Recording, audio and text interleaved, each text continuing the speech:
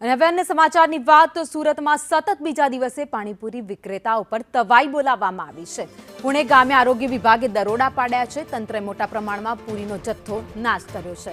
ખરાબ પાણીપુરી હતી તેનો જથ્થો હતો તેને નાશ કરાયો છે। સડેલા બટાકાનો જથ્થો પણ નાશ કરવામાં આવ્યો છે। દરોડામાં અખાદ્ય પાણીપુરીનો જથ્થો નાશ કરવામાં આવ્યો છે। તો ગઈકાલે પણ પાણીપુરીના જથ્થાનો નાશ કરવામાં આવ્યો હતો। આજે ફરી એકવાર જે અખાદ્ય જથ્થો હતો તેને નાશ કરી દેવામાં આવ્યો છે।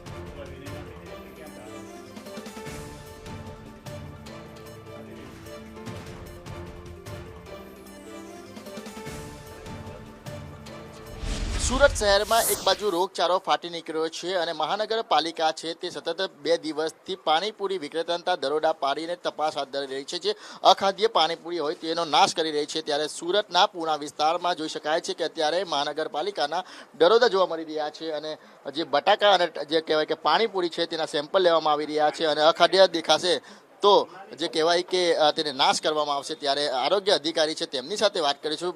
સાહેબ, કઈ રીતની કાર્યવાહી કરવામાં આવી રહી છે અને કેટલો જથ્થો મળી આવ્યો છે અને કેટલો નાશ કરવામાં આવ્યો છે અત્યાર સુધીમાં? સેજલ વ્યાસ, ફૂડ સેફ્ટી ઓફિસર, સુરત મહાનગરપાલિકા, ડેપ્યુટી કમિશનર શ્રી હેલ્થ અને હોસ્પિટલ તેમજ આરોગ્ય અધિકારી શ્રીની સીધી સૂચના મુજબ આજ રોજ સુરત મહાનગરપાલિકાના જુદા જુદા ઝોન વિસ્તારોમાં આવેલ પાણીપુરીની પૂરી, મસાલો વગેરે બનાવતા વિક્રેતાઓની ત્યાં તપાસણી કરવામાં આવેલ છે। અહીં અનહાઇજેનિક કન્ડિશનમાં જે અખાદ્ય પદાર્થો મળેલ છે તેનો નાશ કરી તેમજ તેઓને નોટિસ આપી અને દંડ ફટકારવામાં આવેલ છે। કેટલું નુકસાનકારક હોય છે જો આવી પાણીપુરી લોકો ખાય છે?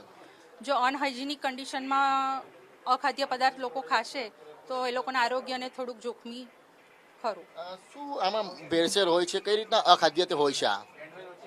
એટલે એ લોકો અનહાઇજેનિક કન્ડિશનમાં જે રાખે છે અમુક વસ્તુ જે નીચે જમીન પર રાખે છે તેમજ અમુક સડેલા બટાકાઓ રાખે છે એની ઉપર અનહાઇજેનિક કન્ડિશનમાં કપડું ઢાંકે છે એ બધું થોડું જોખમી ખરું।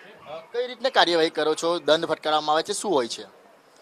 તેઓને દંડ ફટકારીને નોટિસ આપવામાં આવેલ છે જેને આધારે એ લોકોએ થોડું આગળ જતા કાળજી રાખવાની રહેશે। બિલકુલ, તો સતત બીજા દિવસે પણ સુરત મહાનગરપાલિકાની કાર્યવાહી અત્યારે જોવા મળી રહી છે। સુરતના પૂણા વિસ્તારમાં આ પ્રમાણે અત્યારે પાણીપુરી વિક્રેતાના દરોડા પાડવામાં આવી રહ્યા છે। આ પ્રમાણે અત્યારે જે કહેવાય કે બટાકા અને જે પાણીપુરી છે તેનો નાશ કરવામાં આવી રહ્યો છે। ગઈકાલે પણ પાંડેસરા વિસ્તારમાં મોટી માત્રામાં જે કહેવાય કે પાણીપુરીનો નાશ કરવામાં આવ્યો હતો। ત્યારે સુરતના પૂણા વિસ્તારમાં પણ અત્યારે આ પ્રમાણે અત્યારે જોઈ શકાય છે કે મોટી સંખ્યામાં અત્યારે પાણીપુરી છે તે કબજે કરવામાં આવી રહી છે અને અત્યારે નાશ કરવામાં આવી રહી છે। એટલે કહેવાય કે એક બાજુ રોગચાળો ફાટી નીકળ્યો છે તેને ધ્યાનમાં લઈને અત્યારે પાણીપુરી વિક્રેતા મહાનગરપાલિકાનું આરોગ્ય તંત્ર છે તે ત્રાક્યું છે। કેમેરા પર્સન ભૂષણ ચૌધરી સાથે મનીષ પરમાર, સંદેશ ન્યૂઝ, સુરત।